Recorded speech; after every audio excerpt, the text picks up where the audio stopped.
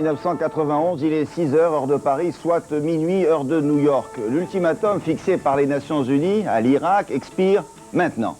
Que peut-il se passer? Que va-t-il se passer? Eh bien, vous allez le vivre en direct sur Antenne 2. Télématin spécial Golfe, des liaisons avec Washington, New York, Moscou, Riyad, Jérusalem. Voilà pour l'étranger. Ici, liaison avec éventuellement l'Elysée. La bourse, bien sûr, puisque vous le savez, celle de Tokyo est ouverte. Nos spécialistes et nos invités se succéderont jusqu'à 8h30. Information non-stop. Voici le journal présenté par Jean-Claude Renaud.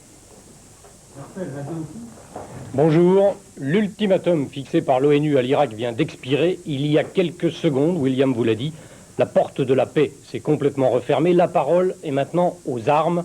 La résolution 678 des Nations Unies autorise désormais les États-Unis et leurs alliés à utiliser la force pour contraindre l'Irak à évacuer le Koweït. À Bagdad, Saddam Hussein n'a tenu aucun compte de l'ultime appel que lui a lancé le secrétaire général des Nations Unies. Au contraire, puisque hier soir, le président irakien effectuait une tournée d'inspection sur le front au Koweït et près de Bassora. Sur le terrain, pour l'instant, il ne s'est encore rien passé. C'est ce que devrait nous confirmer notre envoyé spécial en Arabie Saoudite, Laurent Boussier, qui, je le pense, est avec nous au téléphone. Laurent, vous m'entendez? Je vous entends, oui. Alors, vous nous confirmez que pour l'instant, il ne se passe rien. Je rappelle que vous êtes quelque part en Arabie Saoudite, quelque part tout près du front, un endroit que, bien sûr, pour des raisons militaires, on ne peut pas révéler. Voilà, environ à 60 km de la frontière avec l'Irak. Et c'est vrai, la nuit a été très calme ici et des convois militaires ont continué d'influer vers le nord de l'Arabie Saoudite. On a vu encore arriver cette nuit des chars, des renforts, beaucoup de matériel, de l'essence et des troupes. Mais pour l'instant, le désert est tout à fait calme. La ville qui est un tout petit peu plus au sud, Afr-el-Batin, a passé une nuit complètement calme. C'est une ville qui actuellement est tout à fait déserte puisqu'elle a été évacuée. Et seul il y a des patrouilles de police et des milices qui gardent cette ville pour pas qu'il y ait des pillages pour l'instant. Est-ce que vous avez, vous, personnellement, le contact avec l'état-major, que ce soit côté américain ou côté français? Ici, dans le désert, nous sommes un petit peu isolés. Le téléphone fonctionne de temps en temps seulement. Ici, donc, c'est calme. Je n'ai pas de contact avec les décisionnaires, simplement avec les gens de la base qui ont passé une nuit peut-être un tout petit peu plus agitée, mais extérieurement, on ne voit pas de différence avec hier. Hier, je suis monté jusqu'à la frontière, je suis allé jusqu'au poste de douane avec l'Irak. La route était libre et il n'y avait pas d'agitation particulière. Merci Laurent, on vous retrouve bien sûr dès qu'il se passe quelque chose, si toutefois il se passe quelque chose. Ce sont donc maintenant les militaires qui sont aux commandes, d'après la chaîne de télévision américaine NBC. Les Américains ont commencé à brouiller les communications irakiennes et des bombardiers B-52 ont décollé en direction du Golfe. Ces informations, bon, bien sûr, sont à prendre au conditionnel. Jusqu'à la dernière minute, pourtant, les diplomates ont tenté de sauver la plaie. Hier soir aux Nations Unies, un plan français, puis un contre-plan britannique et finalement un ultime appel du secrétaire général de l'ONU, M. Pérez de Cuéllar. Philippe Boissry. Retirez vos troupes du Koweït afin que le monde ne tourne pas à la catastrophe. Après l'échec cette nuit du plan français et de la contre-proposition britannique, Javier Pérez de Cuéllar a lancé un ultime appel à Saddam Hussein.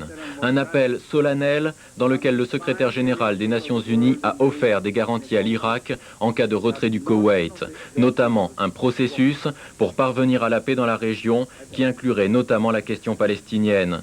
La déclaration terminée, tout le monde a quitté silencieusement la salle du Conseil de sécurité sans qu'aucun signe ne soit arrivé de Bagdad. Bagdad, vers où convergent les derniers messages pour tenter d'empêcher la guerre. Le président égyptien Hosni Moubarak a demandé à Saddam Hussein d'opter pour la paix.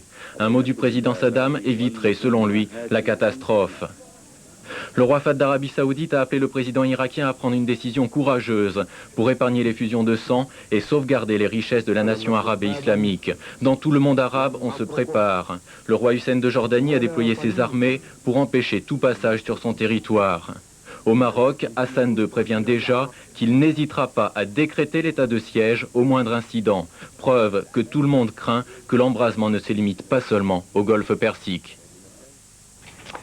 À Paris ce matin, Conseil des ministres à 9h, puis session extraordinaire du Parlement à partir de 11h. Hier soir, devant la Commission des Affaires étrangères de l'Assemblée nationale, le Premier ministre a annoncé que dès le déclenchement des opérations, les troupes françaises passeront sous le commandement américain.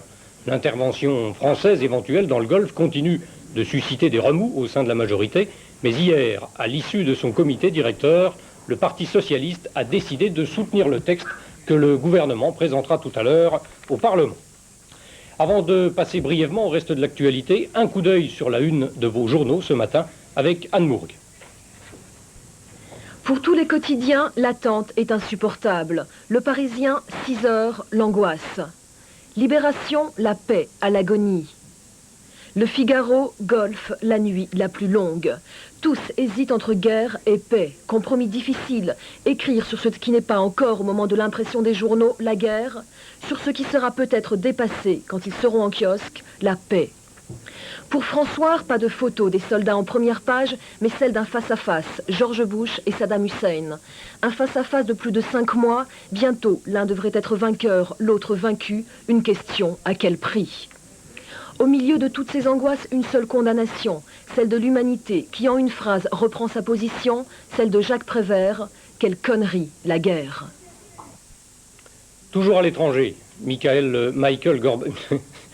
Gorbatchev, prévient que l'armée rouge, je cite, pourrait encore avoir des gestes maladroits si les dirigeants indépendantistes des 3 républiques baltes, et notamment ceux de Lettonie, ne changent pas d'attitude. À Riga, 15 à 20 000 manifestants ont soutenu hier la politique de Moscou.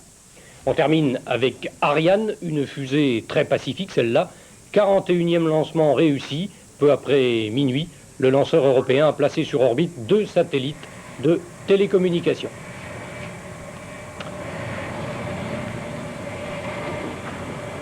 Lancement réussi pour Ariane, donc voilà, fin de ce premier journal. Vous retrouvez maintenant William Lémergie et Gérard Morin. Merci. Prochaine édition à 6h30 avec tous les quarts d'heure. Un rappel de la situation avec Gérard Morin qui est à mes côtés. Nous allons passer à notre premier intervenant, c'est le général Pessidou. Vous le savez maintenant si vous êtes des fidèles, qui est consultant d'Antenne 2 en matière militaire. Il est dans notre maison, dans un studio spécialement aménagé en salle des opérations, si vous le voulez.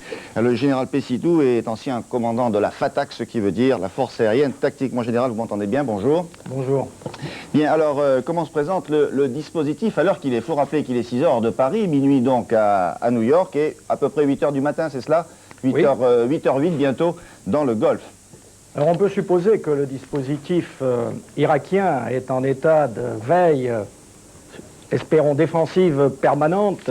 Les radars tournent, les écoutes fonctionnent et tous les moyens sont prêts. En tout cas, on peut le supposer.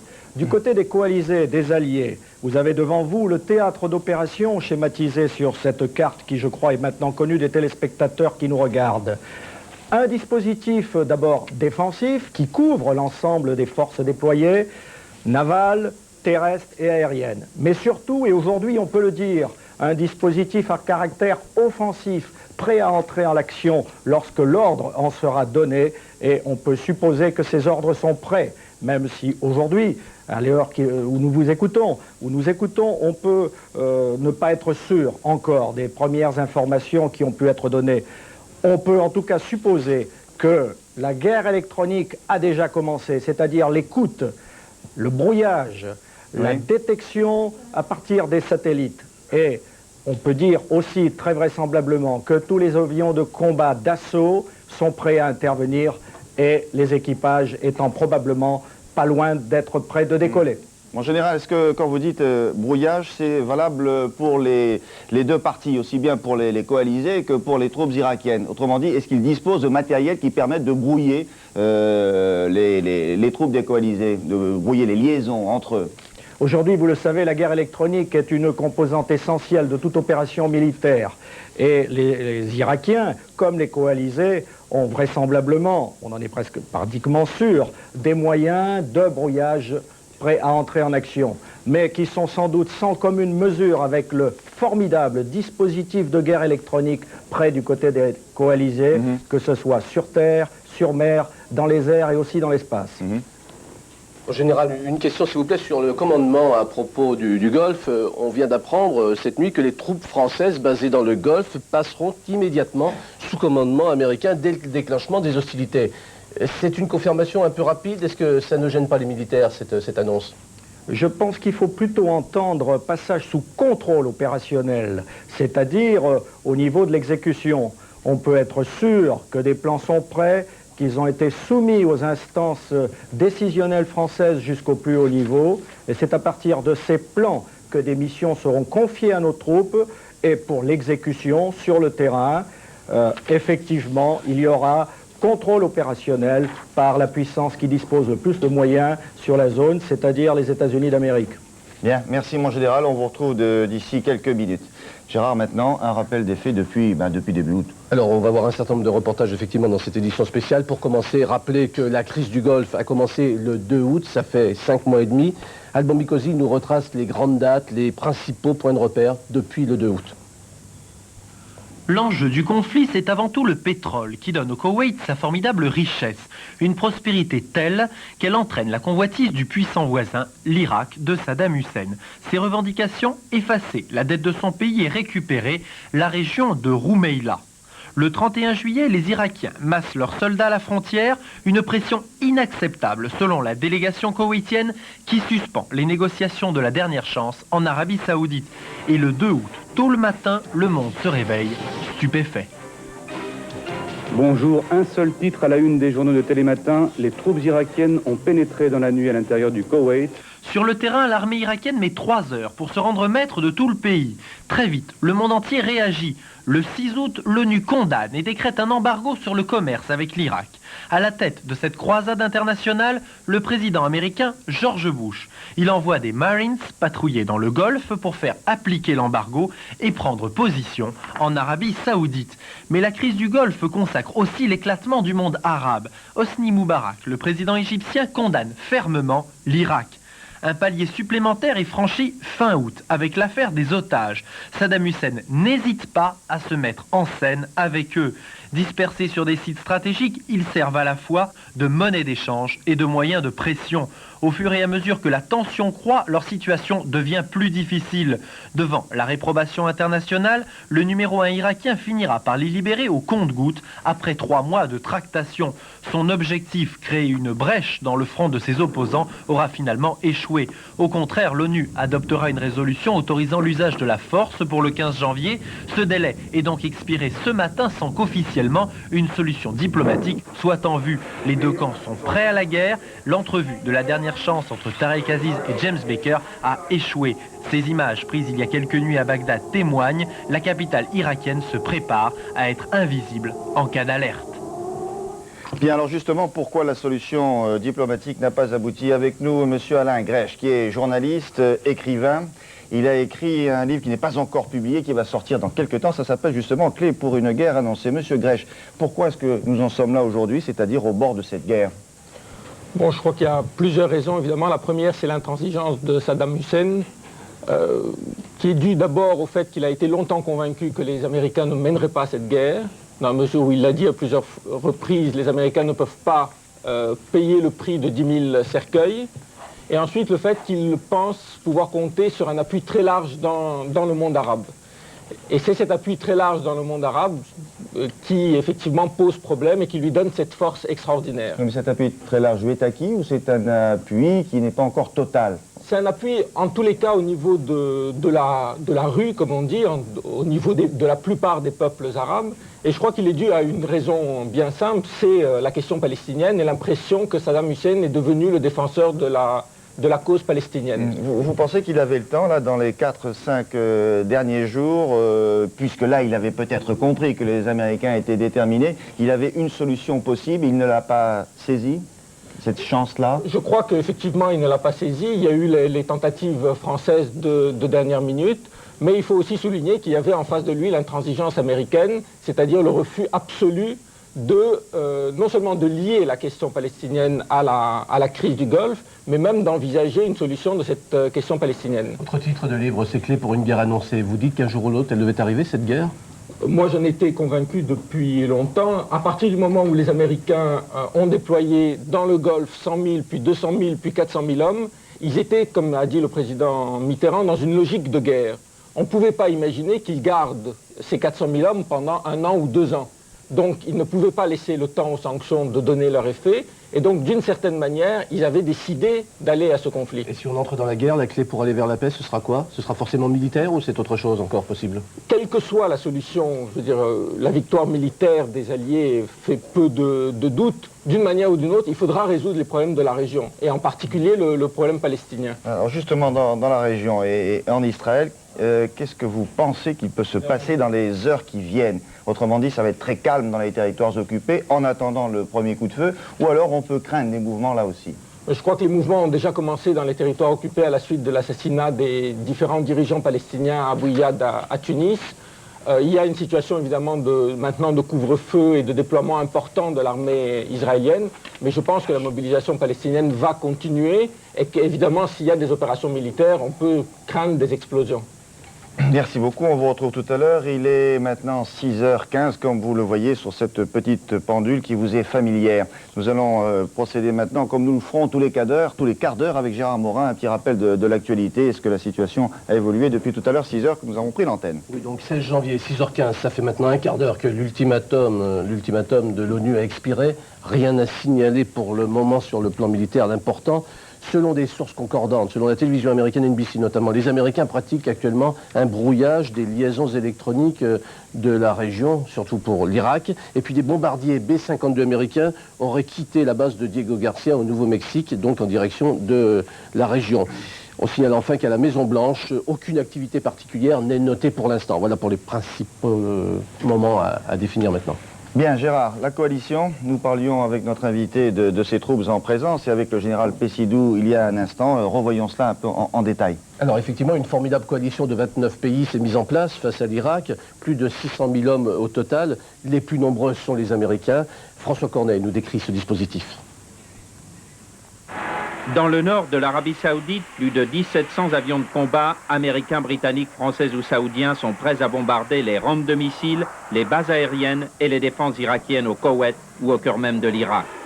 Les forces armées coalisées, face aux troupes irakiennes, représentent près de 600 000 hommes, 3500 chars et 55 bâtiments de guerre. En première ligne, Syriens et Saoudiens, plus au sud, Français, Égyptiens, Américains et Britanniques. En cas d'attaque contre les positions irakiennes, les forces terrestres ne seront pas engagées en premier. La menace pour les troupes de Saddam Hussein, dès le début de l'engagement, viendra du ciel.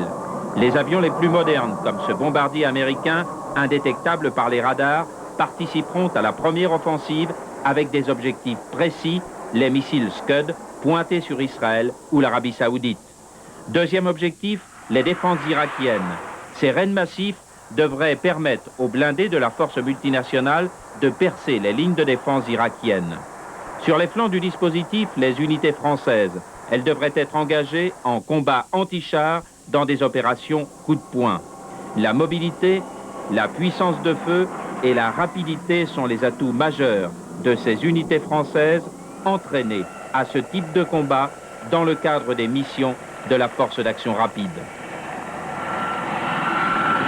Voilà, et en face, eh bien, les Irakiens. Alors Saddam Hussein, lui, dispose de 500 000 hommes, de plus de 500 000 hommes, et puis d'armements très puissants, que nous décrit Nicolas Jacobs.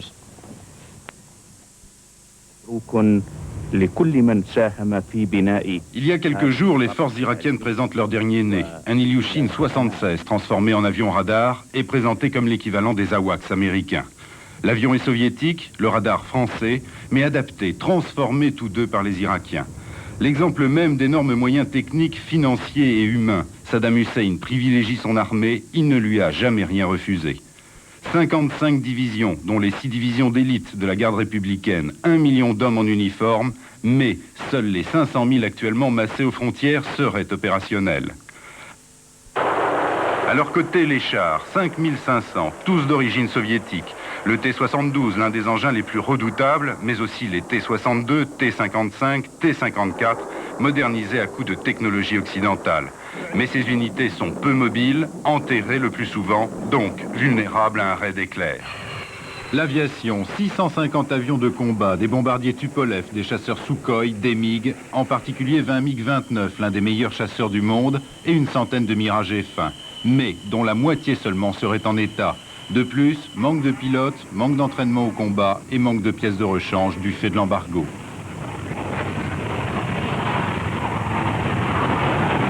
L'artillerie, les Irakiens disposent de ce qui se fait de mieux en matière de canons et surtout de missiles. Beaucoup de matériel français comme les Exocet. Bagdad en aurait 880. Enfin, cet engin, le missile sol-sol Scud, fabriqué par les Soviétiques, amélioré par les Irakiens qui ont allongé sa portée de 300 à près de 900 km. Mais sa précision est devenue aléatoire. Pour l'instant, nul ne sait s'il peut emporter une charge chimique. Nous allons retrouver le général Pessidou. Mon général, vous m'entendez bien? Mon général, il n'est pas là, le général. Bien. Par conséquent, nous allons passer au sujet suivant. On va appeler Gérard On va appeler Gérard Sebag pour parler bien de celui dont on parle depuis le 2 août. Ah, nous avons retrouvé le général Pessidou. Mon général, vous m'entendez bien? Oui, oui, je vous entends parfaitement. Parfait. Ce que je voudrais savoir maintenant, puisque nous avons passé cet ultimatum, qui était donc fixé à 6 heures de Paris et minuit heure de New York, mais qui va attaquer le premier? Est-ce que l'on peut poser cette question comme ça? Est-ce que l'on a une réponse? Après tout, tout est permis maintenant. Ah, je crois que toutes les options sont ouvertes. Il ne faut pas se risquer à faire de scénario. L'art de la guerre n'est pas une science exacte au niveau de la prévision. Je pense que le début des opérations pourrait être marqué par ce qu'on pourrait qualifier d'un incident qui enclencherait un processus. Mais c'est un scénario, une option comme une autre. Mais quand vous dites un incident, qui émanerait de qui? De quel côté? Alors, qui a intérêt à tirer le premier? Incident, j'appellerais incident, par exemple, un décollage massif du côté des Alliés, ne serait-ce que pour faire se dévoiler toutes les défenses, mais décollage massif des moyens aériens qui resteraient à l'intérieur des frontières de l'Arabie Saoudite, mais qui permettrait à toutes les défenses irakiennes peut-être de se dévoiler dans un premier temps et, entre guillemets, de les fatiguer. Oui, voilà une option possible. Les Irakiens y ont pensé à ça. On peut penser que des deux côtés, on y a pensé. Alors, nous allons rentrer très probablement dans un jeu subtil, le jeu étant entre guillemets bien sûr, oui, entre ces différents types de manœuvres gesticulatives ou dissuasives, ou l'autre option, à l'extrême, pourrait être alors là une attaque massive, mais attaque aérienne bien sûr, car je crois que tous les avis convergent. S'il y a opération, ça débutera par une opération aérienne massive. En général, les forces telles que nous venons de les présenter dans les deux reportages, celles des Irakiens et celles des coalisés, est-ce qu'elles vous paraissent dans un rapport équilibré? Le rapport, il y a le chiffre, le nombre, et il y a la qualité, les capacités. On peut dire très brièvement, mais ceci a été amplement souligné, il y a probablement un léger rapport numérique terrestre en faveur des Irakiens. Il y a une supériorité écrasante au plan aérien et naval, aéronaval du côté des coalisés. Et tout à l'heure, notre invité Alain Grèche disait que ça se ferait en très peu de temps parce que les coalisés sont beaucoup plus forts. Ce n'est pas votre avis qu'une victoire peut être rapide? Ce n'est pas obligatoire? Je pense qu'il faut ne pas se risquer à des scénarios du tout ou rien. Rapide, tout est relatif. Rapide, ça peut être quand même quelques jours, voire 1-2 semaines. Mais sans aucun doute, dans la volonté et dans les plans, il y a probablement des schémas qui conduisent à des opérations rapides. Bien, mon général, on vous retrouve tout à l'heure. Merci. Le portrait de Saddam Hussein, effectivement, maintenant avec vous, Gérard Sebag. Cet homme, je me demande s'il n'a pas gagné déjà une première manche.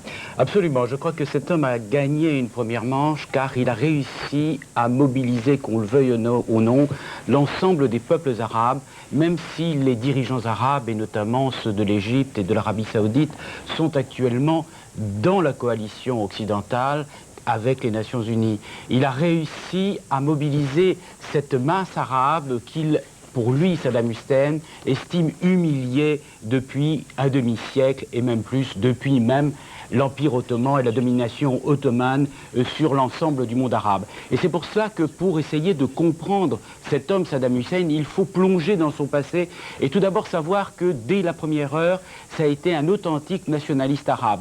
Il est né en 1937, il a donc aujourd'hui 53 ans, il est né dans un petit village sur les bords du Tigre, à Takrit, là justement où est né Saladin, le fameux Saladin qui au XIIe siècle, à 1147 à peu près, a réussi réussi à battre une formidable coalition de l'époque, une coalition déjà occidentale avec des Anglais et des Français pour réussir à reconquérir Jérusalem. Donc cet homme est baigné car il a très peu voyagé à l'étranger, il est surtout imprégné de culture arabe, il a donc lu des ouvrages de toute cette période de l'histoire du monde arabe et aujourd'hui il a l'impression de reprendre, de vouloir reprendre une vengeance sur le monde occidental pour enfin essayer d'effacer cette humiliation. Ça, Gérard, c'est déterminant dans toute son attitude, cette possibilité, cette volonté éventuelle de redevenir un leader du monde arabe? Il a incontestablement une vision prophétique.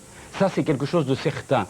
Il appartenait tout d'abord au parti bas, c'est-à-dire un parti nationaliste, arabe, socialiste, laïque. Et puis, tout d'un coup, il a changé, et comme on le voit aujourd'hui, puisque Al-Akbar est sur le drapeau irakien, tout d'un coup, il s'est retourné véritablement vers l'islam. Et il sent qu'il y a véritablement dans le monde arabe cette force de l'islam qui va lui permettre à nouveau de reconquérir un petit peu l'ensemble du monde arabe et à nouveau redorer le blason du monde arabe, comme d'ailleurs, je m'excuse, comme d'ailleurs un petit peu l'époque des Abbassides au 8e siècle et des califes de Bagdad, hein, c'est un peu cela. Mais Gérard, ce leadership, il l'a déjà gagné un peu en quelque sorte jusque-là, par tout ce qu'il a fait ces dernières semaines. Tout à fait. Et maintenant, comment est-ce qu'il peut encore surprendre? Est-ce qu'il peut faire quelque chose? Il peut surprendre parce que je crois que sa vision aujourd'hui, il a une vision, hein, ça il faut pas en douter. Hein. Il croit qu'aujourd'hui, il va réussir effectivement à avoir autour de lui l'ensemble des masses arabes. Ces masses arabes, il prend des leçons de l'histoire. Il a vu l'enlisement, par exemple, des Américains au Vietnam. Et pour lui, lorsque le monde arabe va entièrement s'enflammer, comment cette coalition internationale, qui pour lui n'est pas internationale, mais est purement occidentale, va également s'enliser dans les sables du désert. Et comment une coalition occidentale, comme une espèce de croisade, va-t-elle réussir à contrôler Bagdad, à contrôler Damas, à contrôler le Caire? En plus de cela, je crois que c'est aussi pour lui une nouvelle confrontation, la première confrontation nord-sud. Merci Gérard, à tout à l'heure. Nous avons en ligne au téléphone de Bagdad, Martine Laroche-Joubert. Vous m'entendez bien? Allô Martine? La formule consacrée, nous sommes quelques... Nous avons écouté cette nuit le porte-parole de Saddam Hussein, un discours à la fois religieux et militant où aucune concession ne semble envisagée. Dans la rue hier soir, beaucoup moins de monde que d'habitude, quelques barrages, une tension certaine, mais personne ne veut ou fait semblant de vouloir y croire. De plus, chacun possède l'expérience d'une guerre conventionnelle, comme la guerre avec l'Iran, mais personne ne peut réellement imaginer ce qui pourrait se passer ici. Bien, la liaison est, comme vous l'avez constaté, un peu difficile pour des raisons que vous imaginez. Gérard, on termine avec ce portrait de Saddam Hussein. Il a bâti pendant toutes ces années une armée considérable, comme s'il avait qu'un seul objectif, faire la plus grande armée du monde arabe. Tout à fait, c'est ce qu'il a voulu. Et il a agi secrètement. Il était d'abord l'allié de l'Union soviétique. Il a donc reçu un armement considérable de l'Union soviétique. Mais malgré cela, il recherchait d'autres alliés, toujours avec ce désir profond d'avoir une autonomie militaire. C'est ainsi qu'il s'est retourné vers la France et qu'il a réussi à obtenir de la France et d'autres pays occidentaux également, tels que la Grande-Bretagne, un armement considérable. Et puis, tout d'un coup, il s'est dit, mais pour être véritablement... le porteur de cette mission, il y a quelque chose qui me manque, c'est la bombe atomique. Et c'est pour cela qu'il a pensé qu'il fallait que l'Irak se lance dans la conquête de l'atome. Il a donc conclu des accords, notamment avec la France, pour avoir une centrale nucléaire.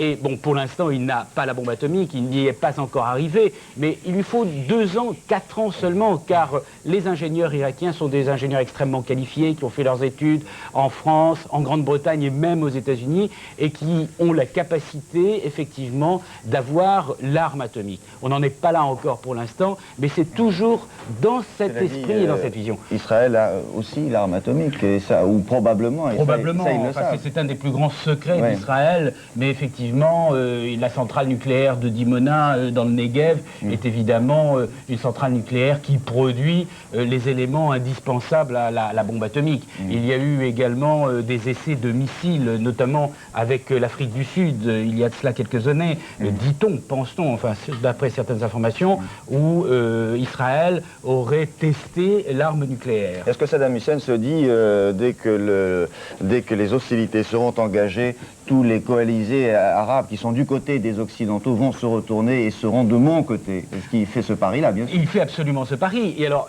pour renforcer ce pari, il se tourne vers quoi? Vers Israël. Car Israël est vraiment le cristallisateur du monde arabe contre Israël. Et avec cette arme nouvelle, c'est-à-dire la reconquête de Jérusalem, il veut essayer, réussira-t-il? Ça on ne le sait pas encore, il veut essayer de véritablement mobiliser l'ensemble des peuples arabes et non pas des dirigeants arabes qui, à son avis, sont dépassés. Merci Gérard. Une petite précision avant? Simplement avant de passer au journal, un rappel, c'est important ce matin, il n'y a pas d'activité particulière notée à Bagdad, Martine Laroche-Joubert le disait, mais les dépêches d'agence nous le confirment maintenant aussi, Bagdad, c'est calme. Pas plus que sur Radio Bagdad, la radio irakienne non plus. Toutes Parfait. les sources disent c'est calme, comme à la Maison Blanche d'ailleurs.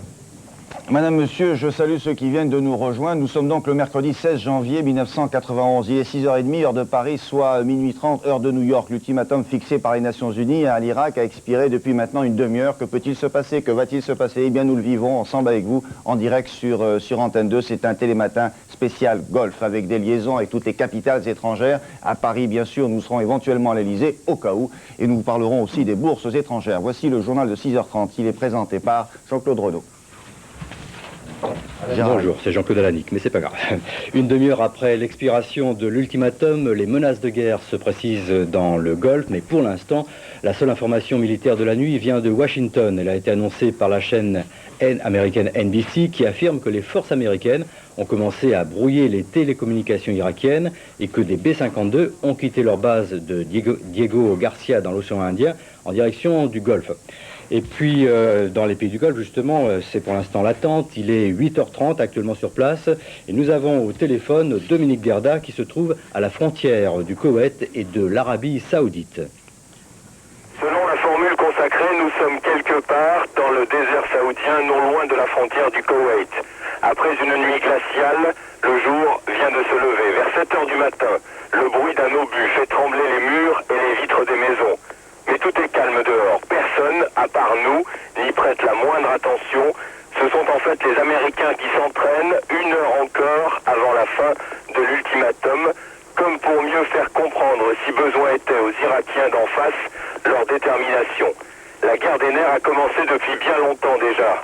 Hier encore, des avions de chasse américains à haute altitude venaient frôler la frontière. Les Irakiens font la même chose, nous dit un militaire. Ils foncent droit sur l'Arabie Saoudite comme s'ils attaquaient et au tout dernier moment, ils font un virage à 90 degrés. Quand sonne 8 heures, rien ne change sur le visage des civils saoudiens. Eux savent depuis longtemps que Saddam Hussein ne reculerait pas. Mais ils ne semblent pas inquiets, tant ils sont persuadés de la victoire écrasante des forces de la coalition. Les militaires saoudiens sont venus en voiture pour entrer directement chez eux quand tout serait fini. Mais personne ne sait justement quand se terminera une guerre qui désormais, ici, peut commencer à tout instant. Voilà donc le climat à la frontière entre le Koweït et l'Arabie Saoudite. Et puis à Riyad, Philippe Arouard est au téléphone. Quelle est l'ambiance? Philippe Arouard. Riyad se réveille ce matin en état de guerre. Cela se voit avant tout par la présence devant les bâtiments officiels de militaires et de véhicules armés. La population a été largement prévenue de ce qu'il faut faire s'il y a une attaque de missiles irakiens. Mais cela ne crée aucune tension visible. Ici, en Arabie Saoudite, berceau de l'islam, pays qui n'a jamais connu la guerre depuis sa création, on a voulu croire jusqu'au dernier moment que le musulman Saddam Hussein pourrait se laisser fléchir, éviter la guerre. En vain. Alors, les troupes alliées stationnées sur le sol saoudien, plus de 500 000, et en premier lieu sans doute l'aviation américaine, vont à un moment donné passer à l'action contre l'Irak. Tous les militaires sont prêts, on nous l'a assuré. Maintenant, en Arabie Saoudite comme ailleurs, il faut attendre. À Riyad, où le soleil vient de se lever, ce devrait être une journée normale, à moins que... Bagdad maintenant, ce matin, la vie semble se dérouler normalement, mais la radio nationale a annoncé qu'elle émettrait désormais 24 heures sur 24. En revanche, elle n'a pas évoqué l'ultime appel en faveur de la paix lancé cette nuit par M. Pérez de Cuellar. Et nous avons au téléphone Martine Laroche-Joubert à Bagdad. Une brume lourde pèse ce matin sur Bagdad. Nous avons écouté cette nuit le porte-parole de Saddam Hussein, un discours à la fois religieux et militant où aucune concession ne semble envisagée. Dans la rue hier soir, beaucoup moins de monde que d'habitude, quelques barrages, une tension certaine. Chacun ici veut ou fait semblant de ne pas y croire. De plus, les Irakiens possèdent bien l'expérience d'une guerre conventionnelle comme la guerre avec l'Iran, mais aucun ne peut réellement imaginer ce nouveau type de conflit. Quelques heures avant l'expiration de l'ultimatum, Saddam Hussein s'était rendu au Koweït, un geste symbolique et une manière de réaffirmer qu'il n'était pas question pour lui d'évacuer le Koweït, toujours considéré comme la 19e province de l'Irak. Au cours d'une inspection des troupes, le chef de l'État irakien a appelé à la guerre sainte pour chasser les envahisseurs qui ont souillé, a-t-il dit, les lieux saints de l'islam et pour libérer la Palestine. En Israël, où l'on se prépare à toute éventualité, les autorités militaires ont demandé ce matin à la population de ne pas envoyer les enfants à l'école. Comme dans tous les autres pays du Golfe, c'est donc l'attente, une attente angoissée. L'ambiance ce matin à Jérusalem avec notre correspondant Charles Anderlin. L'alerte est renforcée en Israël, les établissements d'enseignement sont fermés jusqu'à dimanche et le ministère de l'Éducation a conseillé aux élèves de rester à proximité de leur domicile. Attention, l'alerte chimique est à l'heure actuelle au même niveau. Les autorités ne demandent toujours pas à la population de se déplacer avec les kits anti-gaz. Les responsables israéliens sont surpris par l'attitude des Irakiens qui refusent le moindre dialogue et semblent avoir une confiance en soi pour le moins étonnante. Et ici, on voudrait bien savoir si cela cache quelque chose ou bien s'il s'agit encore une fois de guerre psychologique. Je vous rappelle qu'une demi-heure après la fin de l'ultimatum, pour l'instant, les hostilités ne sont pas déclenchées. Jusqu'à la dernière minute, les diplomates ont multiplié les appels à la paix. Malgré le rejet du plan français, M. Pérez de Cuellar a tenté une dernière fois cette nuit de convaincre Saddam Hussein de se retirer du Koweït. Bruno Albin a suivi ces débats à l'ONU à New York. Nous le retrouvons. Le jour s'est levé il y a une demi-heure à peine sur Amman, les rues... Apparemment, c'était François Joly à Amman. Est-ce qu'on peut avoir Bruno Albin à New York ? 18h, hier soir aux Nations Unies. Monsieur Descoyards lit à la presse son ultime appel au président Saddam Hussein avant l'expiration 6 heures plus tard de l'ultimatum de l'ONU à l'Irak. Respectez les résolutions des Nations Unies, demande-t-il au président irakien. Évacuez le Koweït et je vous assure que vous ne serez pas attaqués. L'ONU, dit-il encore, garantira votre retrait et celui des forces déployées dans la région. Ensuite, j'inviterai le Conseil de sécurité à lever les sanctions qui vous frappent. Enfin, dit M. Descoyards, j'ai reçu l'assurance que les gouvernements travailleront après la crise au règlement de l'affaire israélo-arabe et de la question palestinienne. En liaison constante avec la Maison-Blanche, l'ambassadeur américain a tenté toute la journée d'éviter que la crise du Golfe et le conflit israélo-arabe ne soient liés dans cet ultime appel à Saddam Hussein. L'ambassadeur de France proposait un texte qui faisait précisément référence à une conférence internationale sur le Proche-Orient. Les deux points de vue étaient si inconciliables que c'est finalement au secrétaire général de l'ONU que l'on a demandé de s'adresser au président irakien. Après Bagdad, après Riyad, après Jérusalem, les regards se tournent également vers Amman, en Jordanie, où nous rejoignons François Joly au téléphone. Le jour s'est levé il y a une demi-heure à peine sur Amman, les rues sont désertes, quelques voitures circulent, mais rien d'extraordinaire à cela, il est encore très tôt. Difficile difficile de dire quel sera aujourd'hui le comportement de la population dans la capitale jordanienne. Jusqu'à il y a quelques heures encore, les Jordaniens ne croyaient pas à la guerre. Ils sont restés calmes ces derniers jours, constituant un minimum de stock pour survivre en cas de guerre. Mais bien sûr, hier soir, il y a eu ce message télévisé du roi Hussein. Le souverain hachémite a déclaré que la guerre était imminente, qu'il avait tout tenté pour préserver la paix, mais que toutes les portes s'étaient peu à peu fermées. Hier soir encore, 1 millier de personnes défilaient dans les rues d'Amman pour dire non à la guerre, mais pour crier également leur soutien à l'Irak. Une chose est sûre, du fait même de sa position géographique, coincée entre Israël et l'Irak en cas de guerre dans le Golfe, la Jordanie aura bien du mal à ne pas être entraînée dans la tourmente.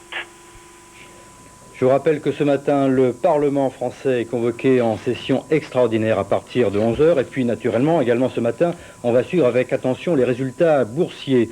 Déjà, Jean Lebert, vous êtes à la bourse de Paris, qui naturellement n'est pas encore ouverte, mais on a les résultats de Tokyo, et ce n'est pas bon. Oui, et pour la réouverture des marchés, les boursiers japonais affichent leur pessimisme. Jean-Claude, l'indice Nikkei, le baromètre de la bourse japonaise, recule pour l'instant de 3,13% dans un très faible volume. Un porte-parole de la bourse de Tokyo a annoncé que les marchés japonais resteraient ouverts. Quoi qu'il arrive, hier soir, Wall Street était en très légère hausse, plus 0,25%. Voilà, simple et dernière information, le lancement réussi de la fusée Ariane cette nuit. Télématin spécial golf, vous retrouvez maintenant William Lénergie et Gérard Morin. Merci, à tout à l'heure, un journal toutes les demi-heures et tous les quarts d'heure, un rappel des principaux événements. Nous allons passer à la météo maintenant avec Laurent Cabrol.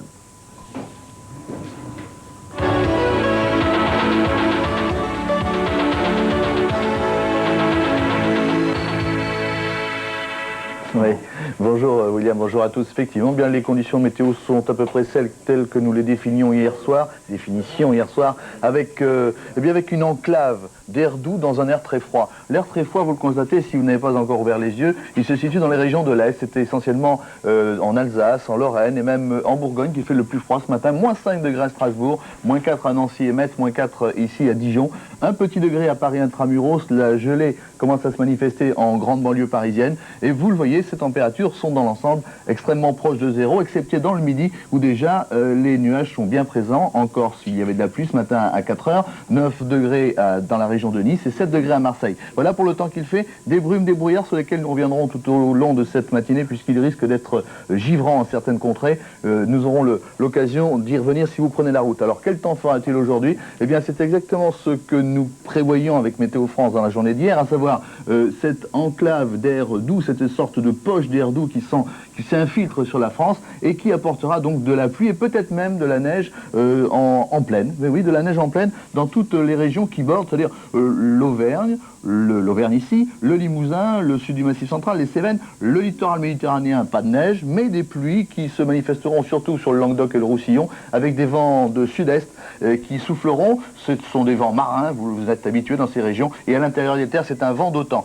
Et puis dans toutes les autres contrées, c'est-à-dire sur les 2/3 de la France, eh bien il fera beau, un froid, sec et ensoleillé, et des températures qui ne vont guère varier, enfin qui ne vont guère s'élever. 0 petit degré seulement à Strasbourg cet après-midi, 1 petit degré à Paris, 0 degré à Lille, 4 ici sur la presqu'île de Cotentin, c'est-à-dire à Cherbourg, tout en haut de la presqu'île, 2 degrés dans la région de Tours, et entre 6 et 12-15 degrés dans le midi. Là, encore une fois, où il pleut, là où les nuages sont présents, eh bien les températures seront les plus élevées. Voilà donc pour ce que nous pouvons dire dans l'instant. Dans la tendance est à un radoucissement en fin de semaine. Voilà.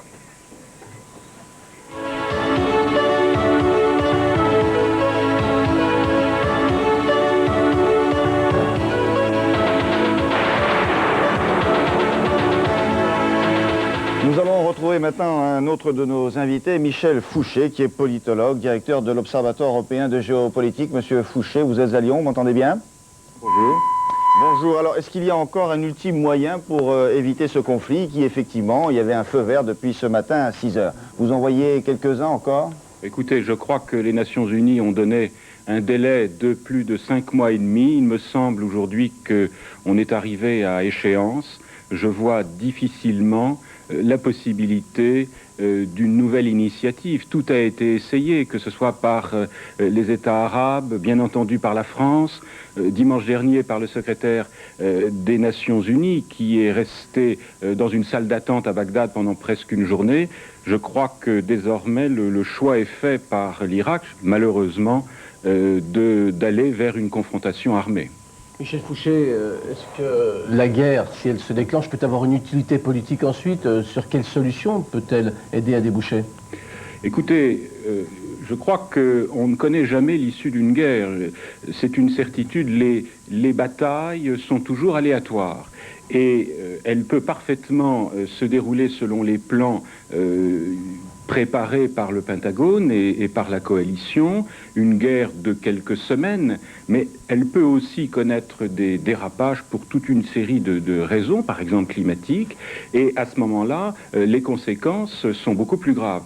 Quoi qu'il en soit, il me semble que les États-Unis d'une part, l'Europe et la communauté internationale seraient certainement en mesure ensuite d'imposer un règlement dans ce qu'on appelle la question du Proche et du Moyen-Orient, dont je vous rappelle que, au fond, elle est antérieure à la guerre froide et que c'est la seule véritable grave crise permanente qui survit à la guerre froide parce que finalement elle en est largement indépendante. Michel Fouché, une question sur le pacifisme qui se manifeste depuis quelques jours. Vous paraît-il monter en puissance de façon tout à fait normale? Alors je crois qu'à partir du moment où il y aura des victimes et que cela touchera bien entendu les familles, il y a des possibilités de voir se développer un courant pacifiste, ce qui conduit d'ailleurs les stratèges à envisager des scénarios d'action militaire relativement massifs et décisifs, de façon à ce que le conflit ne dure pas au-delà de ce qui est acceptable. Il est clair que dans ce domaine, les médias ont une responsabilité civique particulière. La guerre actuelle sera certes légale, mais une guerre est toujours sale et détestable. Merci Monsieur Fouché. Vous restez avec nous en duplex de Lyon. Nous vous retrouverons tout à l'heure. Gérard, il est 7h moins le quart. Je vous propose de faire un rappel des principaux événements depuis 6h que nous avons pris l'antenne. Oui, alors depuis 6h, l'ultimatum des Nations Unies a expiré, donc ce matin à 6h. Sur le plan militaire, rien n'est signalé pour le moment. Selon la télévision américaine, tout est calme à la Maison-Blanche, à Washington.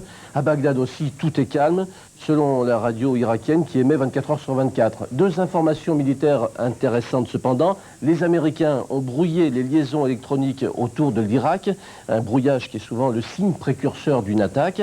Par ailleurs, des bombardiers américains ont décollé ce matin de la base de Diego Garcia en direction d'un pays du Golfe, mais on n'en sait pas plus, c'est ce que la télévision américaine annonce. La tension est importante également en Israël, où les écoles resteront fermées aujourd'hui.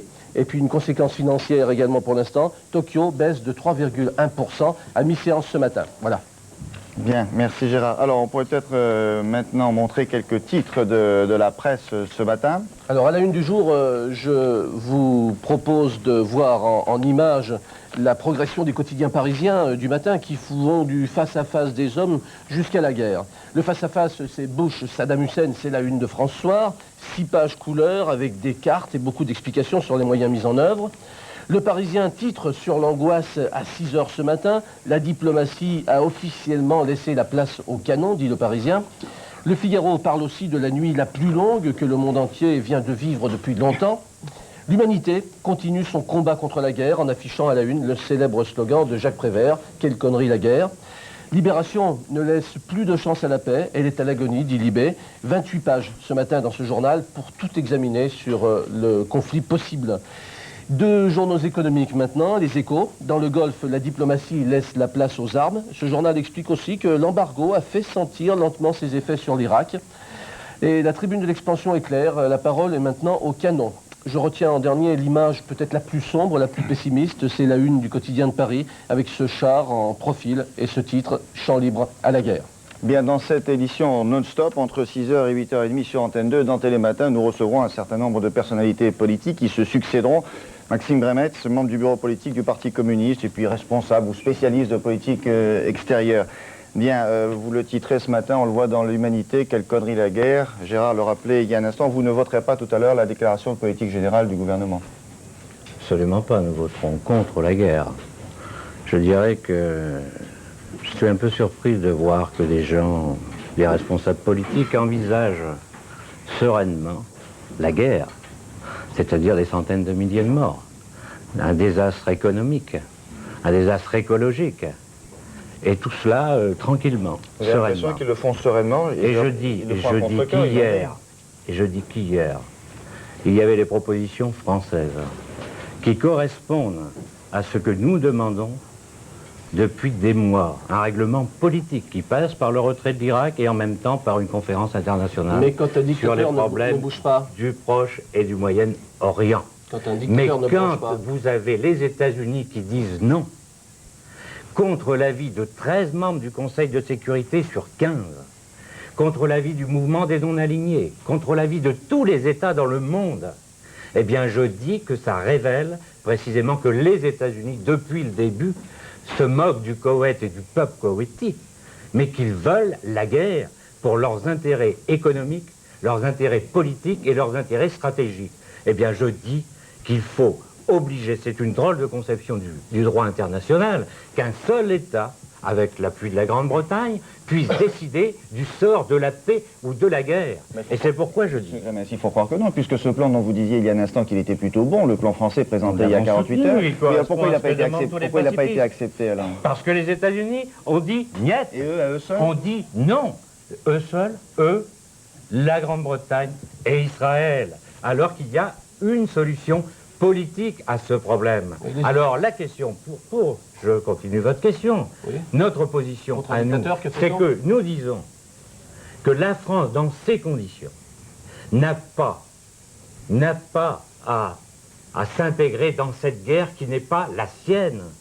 Et d'autre part, qu'elle doit rappeler le contingent. Quoi, maintenant? Oui, maintenant. Parce que les intérêts français... Mais s'il est là-bas depuis 3 mois. Les intérêts français... Oui, mais il y a eu les propositions françaises. Il va y avoir la guerre parce que les États-Unis l'ont décidé ainsi contre l'avis de l'ensemble des peuples du monde, des pacifistes du monde, et contre l'avis de l'immense majorité des États. Vous trouvez cela normal? Eh bien, la France, de ce point de vue, doit dire nous ne nous engagerons pas dans la guerre et nous devons retirer nos soldats. C'est ça qu'il faut dire. Et troisièmement, on nous dit la date butoir c'est le 15. Mais comme le dit M. Giraud, comme le dit le pape, y compris, eh bien, oui, y compris le pape, qui a dit il faut à la fois trouver un problème, une solution politique. C'est rare que vous trouviez... Un geste de Saddam Hussein sur le retrait et d'autre part une conférence internationale. C'est rare que vous trouviez votre appui au Vatican, M. Gramet. Vous savez, quand des gens, quelles que soient leurs opinions, eh bien, disent des choses justes, je ne vois pas en quoi je trouverais, vous voyez, qu'il pleut quand il fait beau dehors. Non, non. Et M. Giraud dit, le courage aujourd'hui, c'est de dire non à la guerre. Et d'autre part, il dit, je ne comprends pas du tout comment la France s'est laissée entraîner à poser cette date ultimatum. On va jouer du sort du monde, de la région, de l'embrasement du monde. Et la position de l'Union soviétique, pour terminer sur ce chapitre, la position de l'Union soviétique, vous la trouvez conforme à ce que vous souhaitez? La position de l'Union soviétique, vous savez, ces propositions françaises, j'ai dit, ont eu le soutien du mouvement des non-alignés, de la Chine, de l'Union soviétique, de tous les États, de pratiquement tous les États. Donc la conception du droit international ne peut pas être en aucun cas le dictat américain. La France doit dire non au dictat américain, et à l'Assemblée nationale, eh bien, les groupes communistes vont se réunir, mais ça, je puis vous dire, nous allons dire clairement, la France ne doit pas s'engager, elle doit rappeler ses soldats, et nous appelons tous les pacifistes à continuer, parce que ça n'est pas terminé. Ça n'est pas terminé. Merci. On peut imposer la paix. Merci, Monsieur Grametz, pour ce point de vue. Je rappelle d'ailleurs qu'à l'Assemblée tout à l'heure, il y aura bien sûr les reporters d'Antenne 2. Et puis il y aura d'autres points de vue dans Télématin ce matin, puisque tout à l'heure vous recevrez William, Simone Veil et ensuite Pierre Jox. Oui, bien sûr. Alors maintenant, pour bien se fixer des idées, avant de recevoir un invité avec lequel on va réfléchir sur les raisons pour lesquelles il y a eu cet échec aussi, avant de le voir, donc je vous propose de reprendre un peu le regard sur les événements, sur ce qui s'est passé depuis le début. Ça a donc commencé le 2 août, crise du Golfe, l'invasion du Koweït, un rappel avec Florence Mavic. 6 mois de tension internationale depuis l'invasion du Koweït par l'Irak, c'était le 2 août 1990. Une annexion confirmée, de fait, quelques jours plus tard, le Koweït devient la 19e province de l'Irak, malgré l'embargo mondial décidé par l'ONU.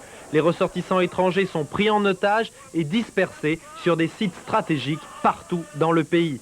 Saddam Hussein se met même en scène avec eux lors de prestations télévisées restées désormais célèbres. Pendant ce temps, les renforts internationaux continuent à prendre position en Arabie Saoudite, mais la porte reste ouverte aux négociations. Fin août, Tarek Aziz rencontre Pérez de Cuellar. Les deux grands se retrouvent et adoptent une attitude proche pour le règlement du conflit. Il s'agit avant tout de garder l'initiative par rapport à Saddam Hussein, une constante. Les Irakiens doivent avant tout se retirer du Koweït. C'est aussi la teneur des propos de François Mitterrand devant les Nations Unies à New York. Néanmoins, une solution militaire est pour l'instant inacceptable, précise Mikhail Gorbatchev, qui prône une conférence interarabe. À la fin du mois, les otages français sont libérés, un geste de l'Irak destiné aussi à diviser les Occidentaux. Le président américain durcit le ton. Il annonce l'envoi de 200 000 hommes supplémentaires dans le Golfe, tournant crucial dans la crise. Le Conseil de sécurité de l'ONU pose un ultimatum à l'Irak et autorise l'usage éventuel de la force. Plus que jamais isolé, Saddam Hussein reste toutefois intransigeant, mais il autorise les libérations d'otages occidentaux encore présents dans le Golfe. Le dispositif militaire international se renforce chaque jour et les soldats passent les fêtes de fin d'année dans le désert en compagnie, rappelez-vous, d'Eddie Mitchell. Malgré les tentatives de la CE, le début du mois est marqué par l'échec de la conférence de Genève entre Baker et Aziz. Jusqu'au bout, le secrétaire général de l'ONU, M. Pérez de Cuellar, va tout tenter pour éviter que la solution militaire ne soit appliquée, pour l'instant, en vain.